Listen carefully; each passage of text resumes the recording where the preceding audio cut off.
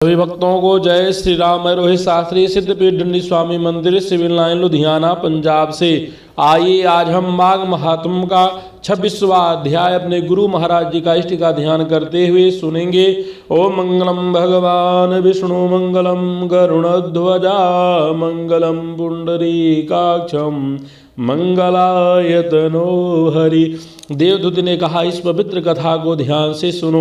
एक समय केरल प्रदेश में एक देवज्ञ ब्राह्मण निवास करता था। उसका नाम वसु था। उसने बंधु बांधवों ने जब उसका धन हरण कर लिया तो वह केरल छोड़कर चल दिया।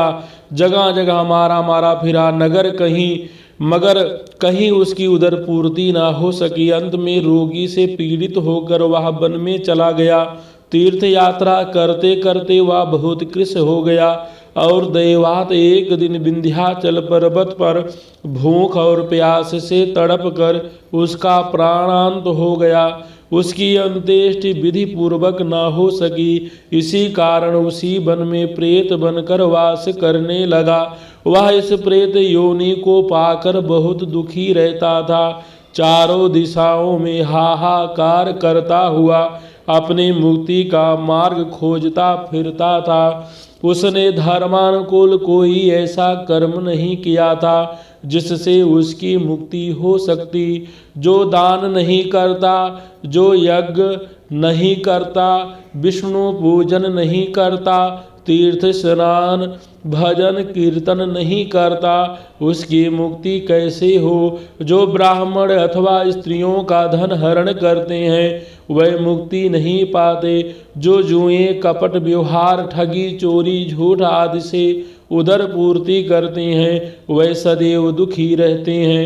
जो स्त्री बालक वृद्ध विधवा पर अत्याचार करते हैं महान पाप के भागी होते हैं। गौवध कराने वाले, पृथ्वी हरण करने वाले, चुगली करने वाले, निंदक हिंसक निकृष्ट दान को प्राप्त करने वाले होते हैं। वही जीव अपने इन पापों के कारण प्रेत पिशाच राक्षस कीट पतंग आदि निकृष्ट योनियों को प्राप्त होते हैं। उन्हें इस लोक तथा परलोक में कहीं सुख नहीं प्राप्त होता है। प्राणी को इसलिए अपने धर्म का पालन करना ही श्रेष्ठ है। हे पिशाच, उस प्रेत ने एक दिन उस पर्वत पर एक पथिक को जाते देखा। वह त्रिवेणी के जल से 2 गागर भरी कंधों पर लादे था और मधुर तान से विष्णु भगवान की महिमा गाता चला जा रहा था।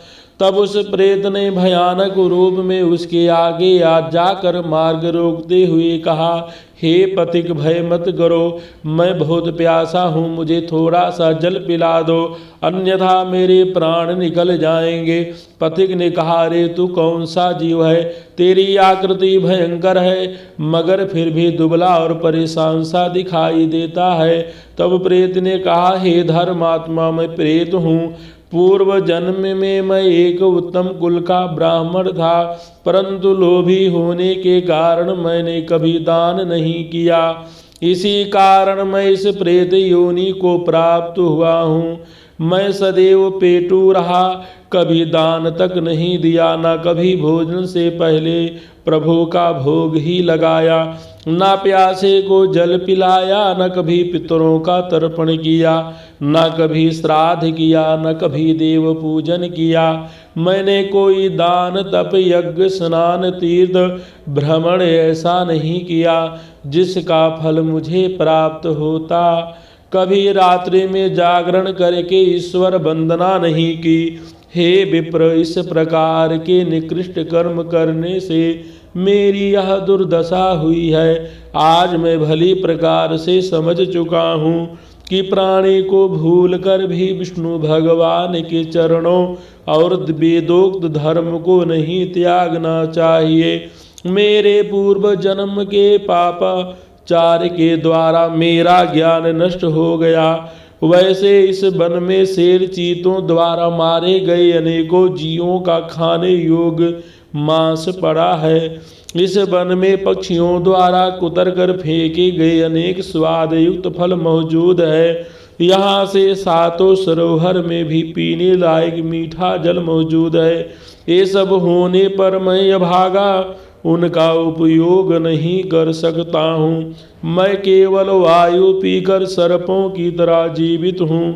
कोई भी प्राणी परमेश्वर की बिना कृपा से बल बुद्धि पुरुषार्थ पराक्रम मित्र लाभ सुखी जीवन भोग एवं मोक्ष नहीं प्राप्त कर सकता। भगवान की कृपा से ही कुरूप नीच कुलोत्पन्न मूर्ख कुत्सिक पर निंदक सूरता से हीन कान गंजे भौमे नीतिहीन दुर्गुण दर्पोक नपुंसक तक राज सुखों का भोग करते हैं। जिन प्राणियों ने अष्टवर्षा गौरी कन्या धरती संयासन स्थान मकान धन भोजन अन्न चंदन धूप गुड़ तिल गौ स्वर्ण छाता आदि दान किए हैं वे सभी जगह घर एवं बाहर नाना प्रकार के भोगों को भोगते रहते हैं। आप तो भगवान के भक्त हो। आपके शरीर की रक्षा तो स्वयं विष्णु भगवान की भक्ति करती है। यही कारण है कि प्रेत दैत्य राक्षस पिशाच भूत बेताल पूतना गंधर्व शकुनी आथक ग्रहण आदि भक्त जनों को ना देख सकते हैं ना स्पर्श ही करते हैं। रेवतियों वृद्धे रेवतीय सुख मंडी ग्रह यज्ञ बाल ग्रह क्रूर दुष्ट बुद्धि ग्रह मातृग्रह भयानक ग्रह विनायक कृतिया सर्प कुसुमांड आदि अन्य सभी ब्रह्मवादी वैष्णव की ओर देख तक नहीं सकते हैं। जिनके हृदय में सदैव हरि चरणों का ध्यान है जिनकी जिह्वा पर गोविंद नाम है उनकी रक्षा सभी शुद्ध ग्रह देवता एवं नक्षत्र करते हैं। आप इस कारण निडर रहें। हे देव मैं अपने कर्मों का फल भोगता हुआ इस जवानिता नदी के तट पर विचरण करता रहा हूँ। मैंने इसी नदी के तट पर विचरते हुए एक सारस के वचन सुने थे। बोलो शंकर भगवान की जय। बोलो लक्ष्मी नारायण भगवान की जय। बोलो माघ महात्म की जय। सभी भक्तों को जय श्री राम। जो भी भक्त हमारे चैनल को सब्सक्राइब नहीं किए हैं अभी तक हमारे चैनल को सब्सक्राइब करें लाइक करें शेयर करें ताकि समय रहते ही आपको संपूर्ण व्रत त्योहार की जानकारी प्राप्त हो। आप सबका दिन शुभ हो। जय श्री राम।